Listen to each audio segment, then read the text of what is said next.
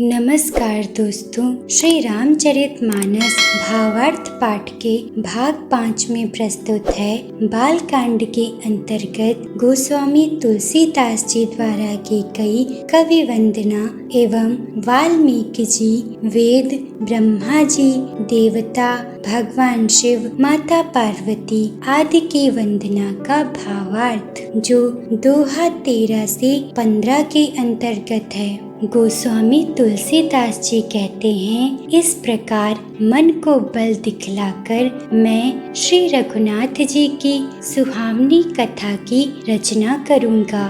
व्यास आदि जो अनेकों श्रेष्ठ कवि हो गए हैं, जिन्होंने बड़े आदर से श्री हरि का सुयश वर्णन किया है, मैं उन सब श्रेष्ठ कवियों के चरण कमलों में प्रणाम करता हूँ। वे मेरे सब मनोरथों को पूरा करें। कलयुग के भी उन कवियों को प्रणाम करता हूँ, जिन्होंने श्री रघुनाथ जी के गुण समूहों का वर्णन किया है, जो बड़े बुद्धिमान प्राकृत कवि हैं, जिन्होंने भाषा में हरि चरित्रों का वर्णन किया है। जो ऐसे कवि पहले हो चुके हैं, जो इस समय वर्तमान हैं और जो आगे होंगे, उन सबको मैं सारा कपट त्याग कर प्रणाम करता हूँ। आप सब प्रसन्न होकर यह वरदान दीजिए कि साधु समाज में मेरी कविता का सम्मान हो, क्योंकि बुद्धिमान लोग जिस कविता का आदर नहीं करते, मूर्ख कवि ही उसकी रचना का व्यर्थ परिश्रम करते हैं। कीर्ति, कविता और संपत्ति वही उत्तम है जो गंगा जी की तरह सबका हित करने वाली हो। श्री रामचंद्र जी की कीर्ति तो बड़ी सुंदर अर्थात सबका अनंत कल्याण करने वाली ही है, परंतु मेरी कविता भद्दी है, यह असामंजस्य है, अर्थात इन दोनों का मेल नहीं मिलता।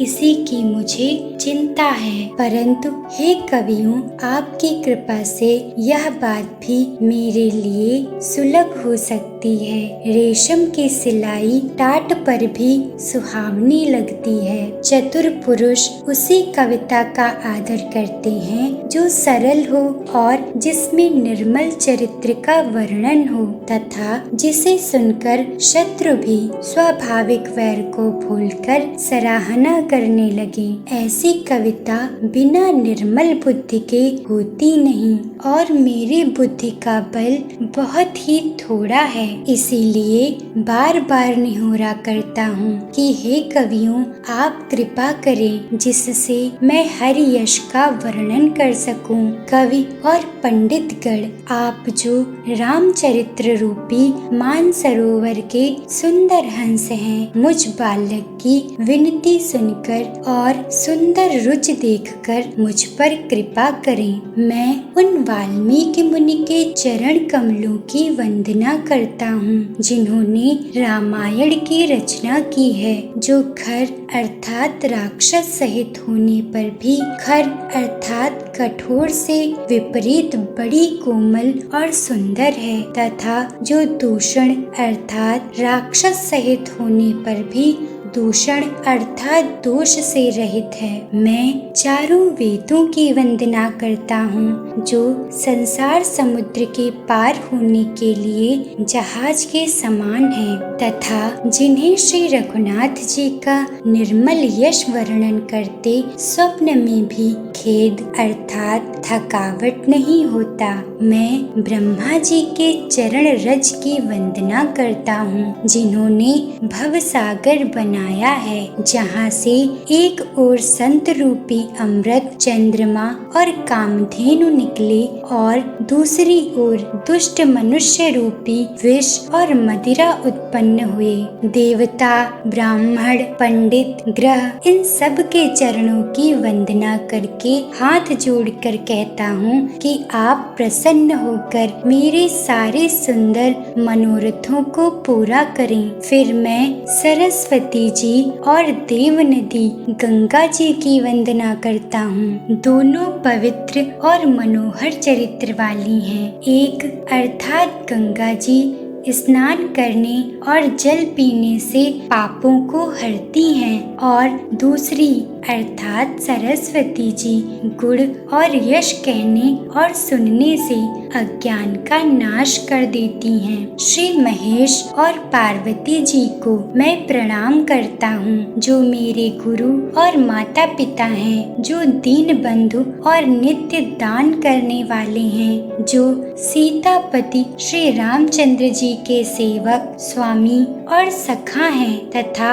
मुझ तुलसीदास का सब प्रकार से कपट रहित अर्थात सच्चा हित करने वाले हैं, जिन शिव पार्वती जी ने कलयुग को देखकर जगत के हित के लिए शाबर मंत्र समूह की रचना की, जिन मंत्रों के अक्षर बेमेल हैं, जिनका न कोई ठीक अर्थ होता है और न जप ही होता है, तथापि श्री शिव जी के प्रताप से जिनका प्रभाव प्रत्यक्ष है, वे उमापति शिव जी मुझ पर प्रसन्न होकर श्री राम जी की इस कथा को आनंद और मंगल की मूल अर्थात मंगल की उत्पन्न करने वाली बनाएंगे। इस प्रकार पार्वती जी और शिव जी दोनों का स्मरण करके और उनका प्रसाद पाकर मैं चाव भरे चित्त से श्री रामचरित्र का वर्णन करता हूँ। मेरी कविता श्री शिव जी की कृपा से